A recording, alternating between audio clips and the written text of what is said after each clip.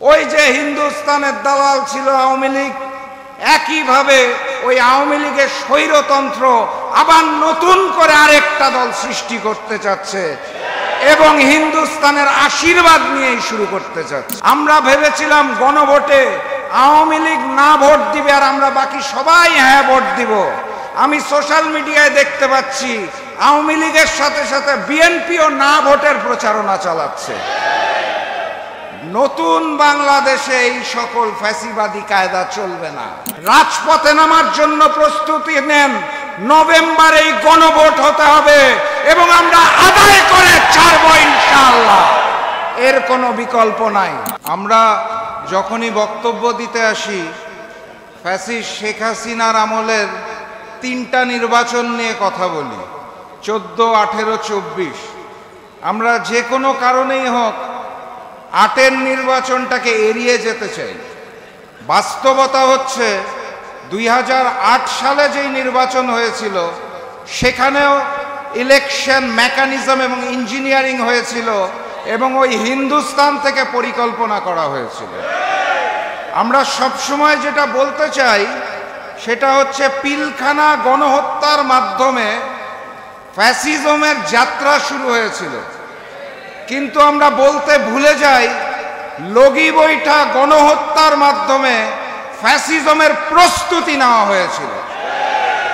ফ্যাসিজমের যাত্রা যদি পিলখানা গণহত্যার মাধ্যমে হয় তাহলে লগি বৈঠা গণহত্যা ওই হিন্দুস্তানের পরিকল্পনায় আওয়ামী লীগ এবং 14 দল সেদিন যেভাবে হায়নার মতো করে লগি বৈঠা নিয়ে বাংলাদেশ জামাত ইসলামের উপর ঝাঁপিয়ে পড়েছিল, সেটা ছিল তাদের ফ্যাসিজমের যাত্রা শুরু করার প্রস্তুতি। ভুলে গেলে চলবে না। এই অন্তর্বর্তী সরকার ক্ষমতায় আসার পর বারবার আমাদের বলেছিল যে তাদের দায়িত্ব নাকি 3টা। প্রথম দায়িত্ব ছিল তাদের বিচার। আমি তাদের ধন্যবাদ জানাই, তারা জুলাই গণ অভ্যুত্থানের বিচারের কার্যক্রম শুরু করেছে। গতিটা ধীর কিন্তু শুরু করেছে, কিন্তু একই সাথে সাথে তারা অন্যান্য গণহত্যাকে অবহেলা করেছে। আমরা অন্তর্বর্তী সরকারের কাছে আশা করেছিলাম তারা জুলাই গণহত্যার মতো লগি বৈঠা গণহত্যার বিচার কার্যক্রম শুরু করবে। আমরা আশা করেছিলাম তারা পিলখানা গণহত্যার বিচার কার্যক্রম শুরু করবে। আমরা আশা করেছিলাম তারা শাপলা গণহত্যার বিচার কার্যক্রম শুরু করবে। আমরা আশা করেছিলাম বাংলার মাটিতে মোদি বিরোধী যে আন্দোলন হয়েছিল সেই গণহত্যার বিচার তারা শুরু করবে। আমরা আশা করেছিলাম আল্লামা দেলোয়ার হোসেন সাঈদীর যে রায় দেওয়া হয়েছিল তারপরে বাংলার রাজপথে যে গণহত্যা হয়েছিল সেই গণহত্যার বিচার কার্যক্রম তারা শুরু করবে। কিন্তু আমরা অত্যন্ত দুঃখের সাথে লক্ষ্য করছি তারা শুধুমাত্র জুলাইয়ের হাজারো শহীদের রক্তের বিনিময়ে যে মসনদে বসেছে শুধুমাত্র জুলাই গণ অভ্যুত্থানের বিচারটাই শুরু করে দিয়ে চলে যেতে চায়। আমরা স্পষ্ট ভাষায় জানিয়ে দিতে চাই শুধুমাত্র জুলাইয়ে গণহত্যা হয় নাই, শুধুমাত্র জুলাইয়ে শহীদ পরিবাররা আত্মনাদ করছে না, বাকি সকল গণহত্যার বিচার বাংলার মাটিতে করতে হবে ইনশাআল্লাহ।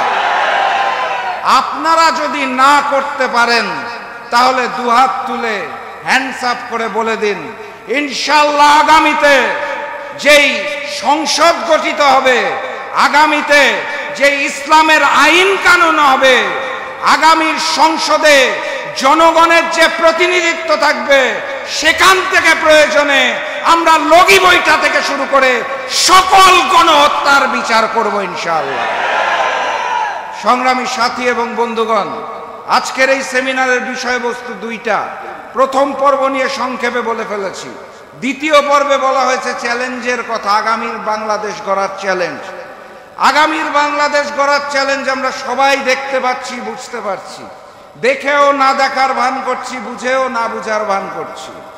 আগামীর বাংলাদেশ গড়ার চ্যালেঞ্জ হচ্ছে ওই যে হিন্দুস্তানের দালাল ছিল আওয়ামী লীগ, একইভাবে ওই আওয়ামী লীগের স্বৈরতন্ত্র আবার নতুন করে আরেকটা দল সৃষ্টি করতে চাচ্ছে এবং হিন্দুস্তানের আশীর্বাদ নিয়েই শুরু করতে চাচ্ছে। আগামীর বাংলাদেশ গড়তে হলে আমাদের কাঁধে কাঁধ মিলিয়ে ইমানদারির সাথে দুইটা কাজ করতে হবে। প্রথম কাজ, যেই হাজারো শহীদের রক্তের বিনিময়ে জুলাই গণ অভ্যুত্থান হয়েছে, সেই জুলাইয়ের সনদের আইনগত ভিত্তি দিতে হবে। আইনগত ভিত্তির জন্য গণভোট জাতীয় নির্বাচনের দিন সম্ভব। জাতীয় নির্বাচনের দিন বিভিন্ন রাজনৈতিক দলের নেতাকর্মীরা নিজেদের প্রতীকের প্রচারণা করবে নাকি গণভোটের প্রচারণা করবে? অতএব জুলাই সনদকে কোনোভাবে অপমান করার সুযোগ নাই। কথাবার্তা পরিষ্কার, এই নভেম্বর মাসের মধ্যেই গণভোট হতে হবে, হতে হবে, হতে হবে, এর কোনো বিকল্প নাই। দ্বিতীয় কাজ, ফেব্রুয়ারিতে যেই জাতীয় নির্বাচন অনুষ্ঠিত হবে তার জন্য লেভেল প্লেইং ফিল্ড প্রয়োজন। আমরা দেখতে পাচ্ছি ফ্যাসিস্ট শেখ হাসিনার রেখে যাওয়া আওয়ামী দোসররা তো বসে আছেই, এর সাথে সাথে নতুন করে প্রশাসনকে দলীয়করণ করা হয়েছে। কোন নির্দিষ্ট দলের ওই আওয়ামী লীগ বিএনপির প্রশাসন দিয়ে আগামী জাতীয় নির্বাচন সুষ্ঠু হবে না। অতএব লেভেল প্লেইং ফিল্ড সৃষ্টি করতে হবে এবং সঠিক জায়গায় ভোট প্রদানের মাধ্যমে জনগণের সরকার প্রতিষ্ঠিত করতে হবে। শুধুমাত্র তাহলেই আমরা আগামীর বাংলাদেশ গড়তে পারবো। আপনাদের আশেপাশে যে ব্যানারগুলো আছে সেখানে দেখুন উপরে লেখা আছে ইতিহাসের কালো অধ্যায়। আমি তো আমার দৃষ্টিতে দেখি বাংলাদেশ জন্ম হওয়ার পর থেকে এখন পর্যন্ত পুরাটা সময়ই কালো অধ্যায়। আমরা কালো থেকে ধূসরই হতে পারি নাই, সাদা হব কিভাবে? পুরাটা সময় দুর্নীতির ইতিহাস, পুরাটা সময় গুম খুনের ইতিহাস। সেই যে শেখ মুজিব শুরু করেছিল, শেখ হাসিনা একইভাবে পরিচালনা করে গেছে। আমরা ভবিষ্যতে আর কালো অধ্যায় চাই না। কথাবার্তা পরিষ্কার, এই ফ্যাসিস্ট শেখ হাসিনা ওই যে ৭১-এর মিথ্যা চেতনার গল্প আর রাজাকারের গল্প বলতো, তারপর পালাতে হয়েছে দিল্লিতে, মনে আছে তো? নতুন করে যারা ফ্যাসিবাদ সৃষ্টি করতে চায় তারা এখনো একই ভাষায় একই সুরে কথা বলে। আমরা ভেবেছিলাম গণভোটে আওয়ামী লীগ না ভোট দিবে আর আমরা বাকি সবাই হ্যাঁ ভোট দিব। আমি সোশ্যাল মিডিয়ায় দেখতে পাচ্ছি আওয়ামী লীগের সাথে সাথে বিএনপিও না ভোটের প্রচারণা চালাচ্ছে। নতুন বাংলাদেশে এই সকল ফ্যাসিবাদী কায়দা চলবে না। তারা আমাদেরকে বলতে চায় ৭১-এর জামাতকে দেখুন। আমি তাদেরকে বলতে চাই ৭১-এর জামাতকে দেখেছি, আপনারা চোখ খুলে ৯১-এর জামাতকে দেখেন যাদের সহায়তায় ক্ষমতায় গিয়েছিলেন। আপনারা চোখ খুলে ২০০১ সালের জামাতকে দেখুন যাদের সহযোগিতায় রাষ্ট্রীয় ক্ষমতায় গিয়েছিলেন।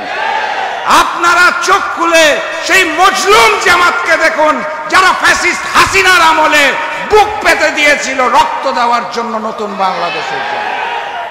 চোখটা খুলে দেখুন, শেখ হাসিনার কায়দায় কথা বলা বন্ধ করুন, না হলে শেখ হাসিনার মতো আপনাদেরও বাংলাদেশ ছেড়ে পালাতে হবে। সংগ্রামী সাথী এবং বন্ধুগণ, বক্তব্য দীর্ঘায়িত করব না, শুধু আহ্বান জানিয়ে যেতে চাই, আগামীকাল ৩ তারিখ আন্দোলনরত ৮টি দলের শীর্ষ নেতাদের বৈঠক আছে। বৈঠক থেকে কঠোরতম কর্মসূচি আসছে। রাজপথে নামার জন্য প্রস্তুতি নেন। নভেম্বরে গণভোট হতে হবে এবং আমরা আদায় করে ছাড়ব ইনশাআল্লাহ, এর কোনো বিকল্প নাই। আগামীর সংসদ হবে ইসলামের সংসদ, আগামীর সংসদ হবে কোরআনের সংসদ, আগামীর সংসদ হবে জনগণের সংসদ।